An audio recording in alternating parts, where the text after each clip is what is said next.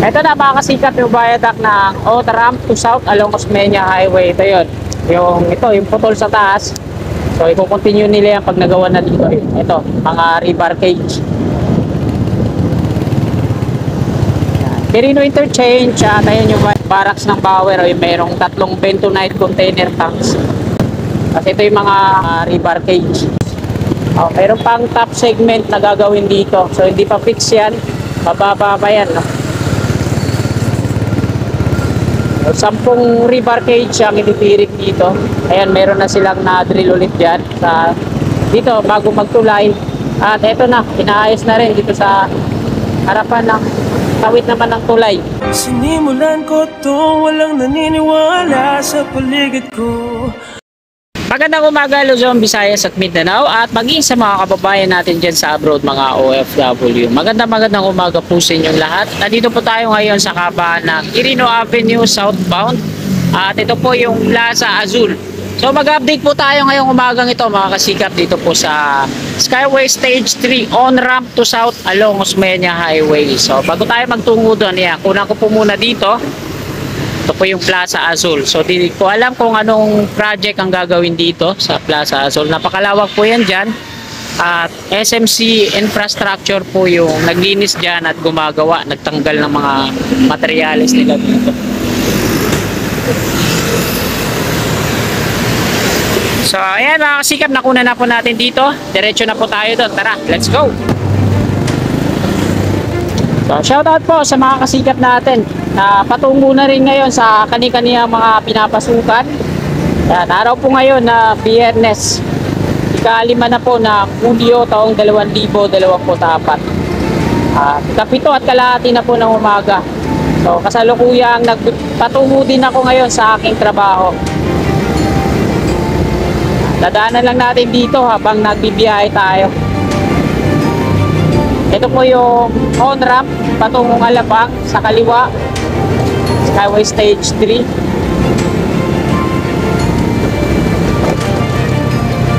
At ito na yung Nagtahan Interchange.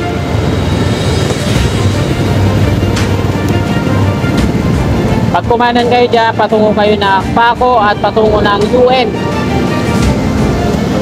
Wala pang progress dyan yung off-ramp galing NLEX to UN.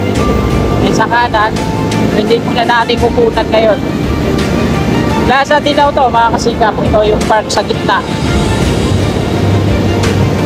Off-ramp naman gaya patungo dito sa South Quirino Avenue galing sa NLEX.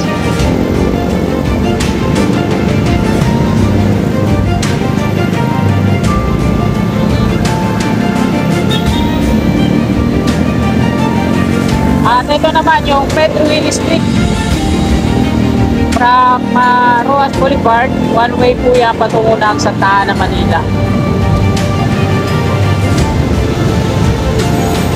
At ayan na sa una natin yung Quirino Interchange.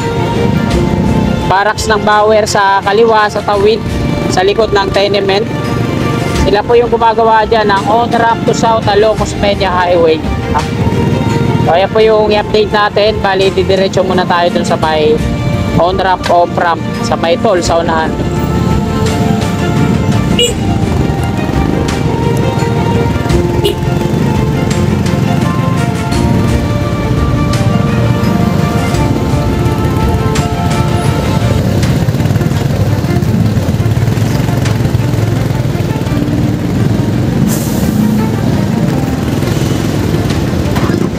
Grabe, traffic na dito. Mga pakaliwa, Osmeña Highway yan. At diretso, Utap Rojas Boulevard. Ito yung Quirino Interchange. At ito yung abang dito sa harapan natin. Dito yan yung pisa sa tarpaulin ni Orme sa ating likuran. Pag nagtuloy-tuloy na yung extension to Rojas Boulevard. Quirino Bridge number 1 kasi yung number 2 nandoon sa sa may Pandakan sa likod. Dami palang mga Quirino Bridge dito.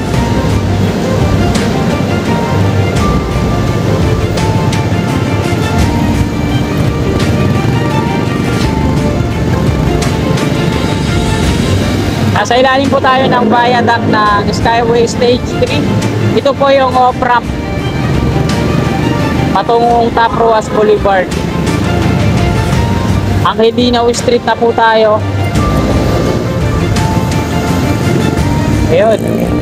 Nalinis na nila dito yung ano, hindi ano, sa may tawiran sa kaliwa. Makikinalat ng mga kababayan natin, mga street leaders. Grabe, tinampakan nila nung nakaraan dyan ng mga ano, mga kalakal. Dami. Nalinis na siguro na ang DPS Manila. Ito na yung on-ramp, off-ramp patungong Top Ruas Boulevard. Merong dalawang toll yan. So ito yung may toll na yan. Exit lang po yan from south patungo dito sa Ruas Boulevard.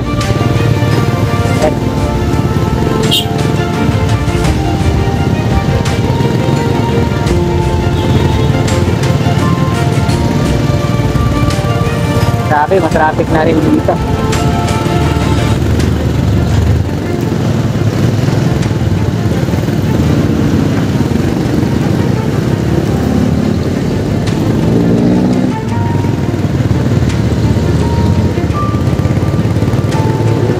Nasa westbound po tayo. Binigiba din pala dito, no?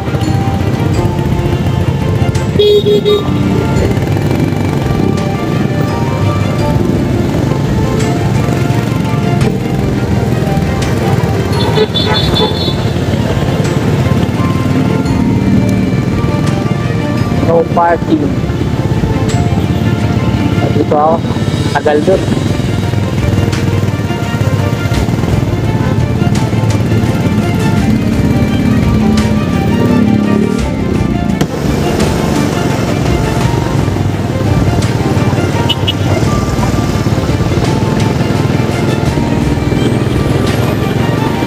Okay, nasa eastbound na po tayo. Merino Avenue at ito ulit yung toll. Exit po yan. Off-ramp. At ito sa kanan, yung on-ramp. Packet ng Skyway Stage 3 patungong. NLEX pa lang. Wala pa yung patungong south. Ginagawa pa lang.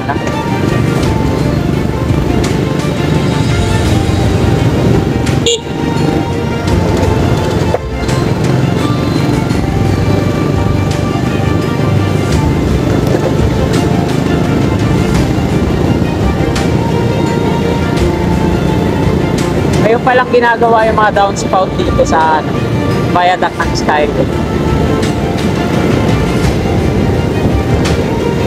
Merino Bridge number 1. Ito na, makakasikat yung viaduct ng on-ramp to south along Osmeña Highway. Ito yun. Yung putol sa taas. So i-continue nila yan pag nagawa na dito. Ito, mga rebarcage. Merino Interchange, at ayun yung barracks ng Power, ay mayroong 3 bentonite container tanks. Mayroon pang top segment na gagawin dito. So hindi pa fix yan, mababa pa yan, no? So, 10 rebarcage ang ititirik dito. Ayan, meron na silang na-drill ulit dyan dito bago magtulay. At eto na, pinaayos na rin dito sa kawit naman ng tulay. Ayun na yung next na i-drill nila. Ito, mayroon na yung mga rebar, pundasyon, hanggang dito.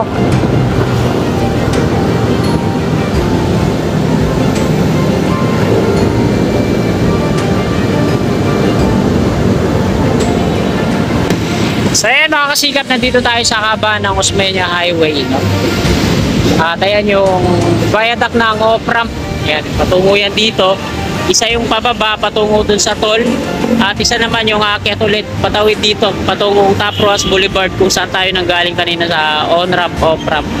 So ito na yung update dito sa on-ramp to south along Osmeña Highway. So ito, meron na siyang rebar na nakatirik dito, pundasyon. Pa-square siya, dalawa yung square dito hanggang doon. Oh. Tapos nandun na sila sa may tulay, nag-aayos para i-drill naman. Ayun na yung last nila na i-drill ko.